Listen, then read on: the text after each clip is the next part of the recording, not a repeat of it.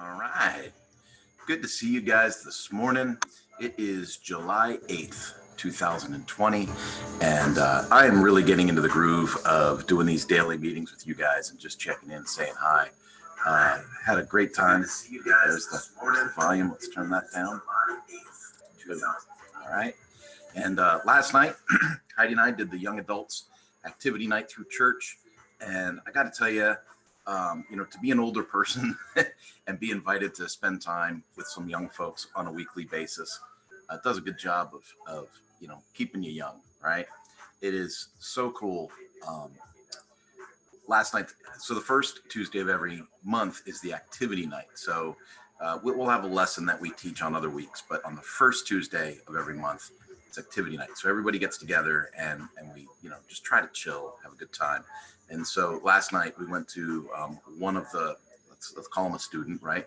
One of the members' properties. And they live up on the top of the hill over Corona.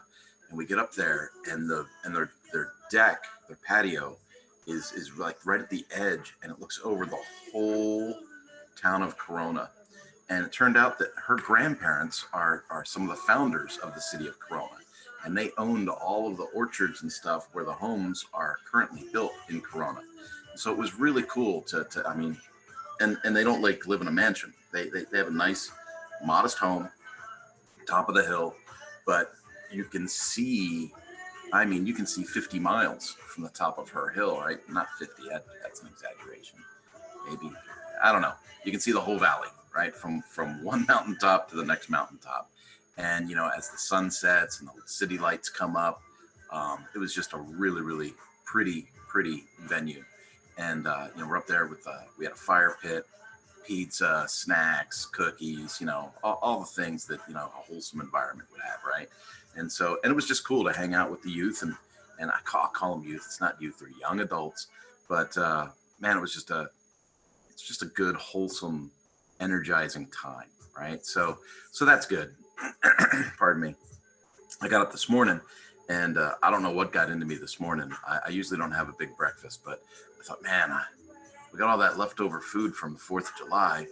Let's make an omelet. So I had a really, really good omelet. And, if you know me, you know that, it's like we got to make this nice, right?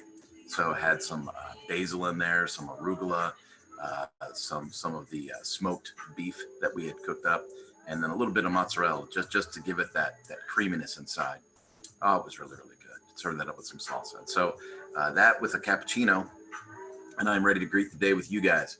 So we finished up John Maxwell on Tuesday, so yesterday. And I got to tell you, whenever I knock one of these projects out, I feel vindicated. It's not the word. It's not like I'm proving something to somebody, right? But I feel accomplished, right? I feel like, wow, we knocked out another one, right? So for the Mañana Academy, we've done the leader shift. Leader shift was, it was over a dozen weeks, right? We knocked that out. Now, the 5 levels of leadership, I knocked out in 6 sessions. I did an intro session and then a session for each of the levels. And I'll admit, man, that I was running through that book. I was running pretty hard to make the time limits. But for people that read and have a difficulty with consuming, right? Like if you read but you don't take it in or don't retain it, it might be good to have someone like me go through a book like that with you. Other people just really need the accountability.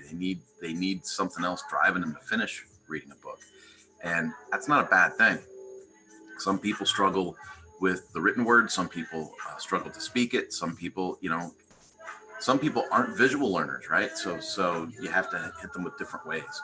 And so that's what I'm trying to do here with the Mañana Academy, is give everybody the best opportunity for success in learning and development.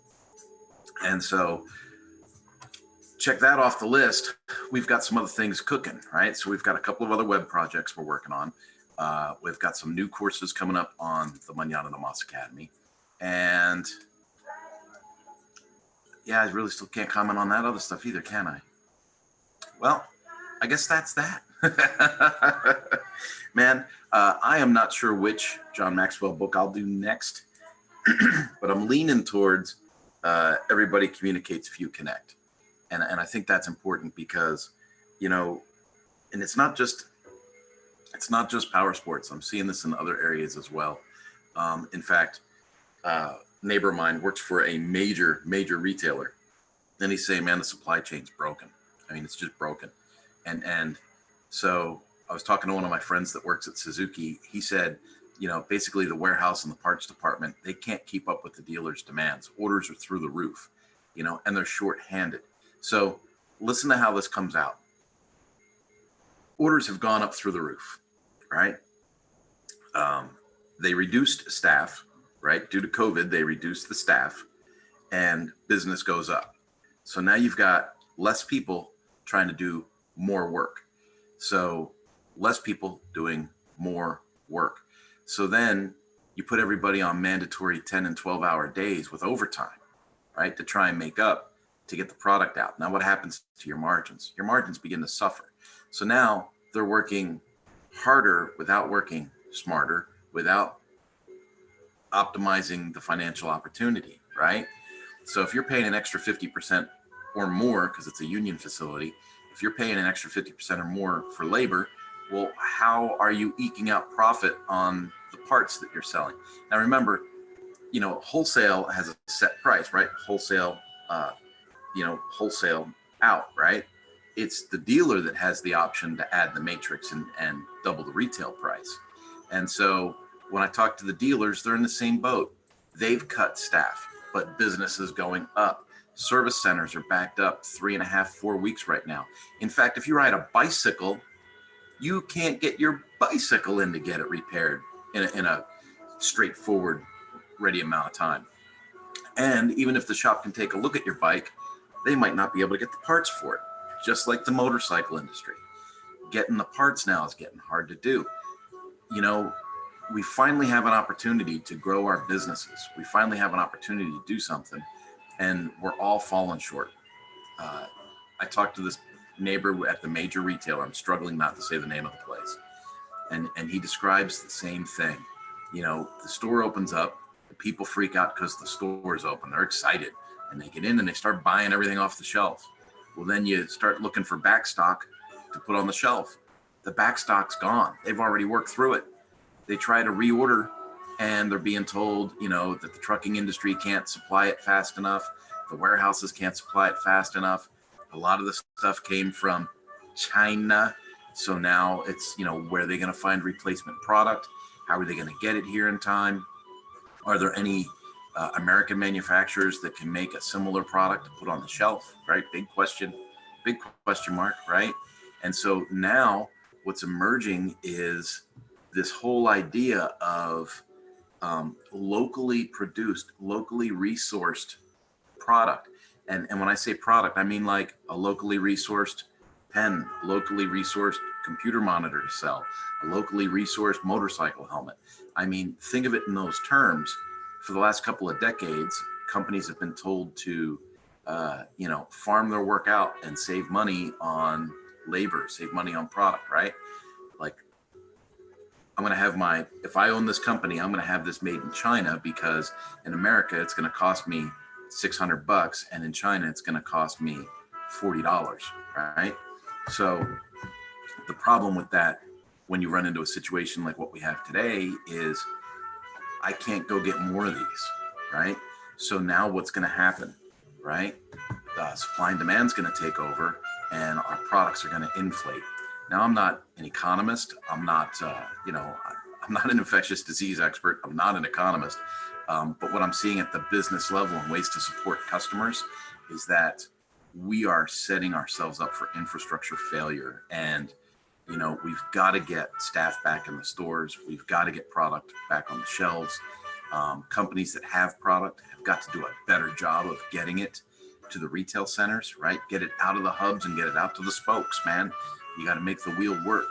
And right now, I'm not seeing success. So I don't know if you guys can hear that or not, but that's a UK jazz channel I'm playing in the background. That's putting me in a better mood right there. So I'm going to enjoy my cappuccino. I'm going to do some work on the Mañana Academy and get that stuff done this week like I promised earlier. I'm going to start prepping myself for the John Maxwell Everyone Communicates and Few Connect, so we can launch that new series. And guys, when other stuff that I can't talk about yet comes to be a reality, I'll be sure to share it with you guys in the morning check-in. And if you are part of the morning check-in, I sure do appreciate you coming in and checking things out and hanging out with me every day. Have yourselves a great one. I love you guys. God bless. And, I hope that this can be some kind of inspiration for you to find success, to move forward. And if you need access to content curriculum, or if you have a company that needs to produce content and curriculum, and you need a channel to do that, just reach out to me, man. I'd love to help you. Have a good one. Bye-bye.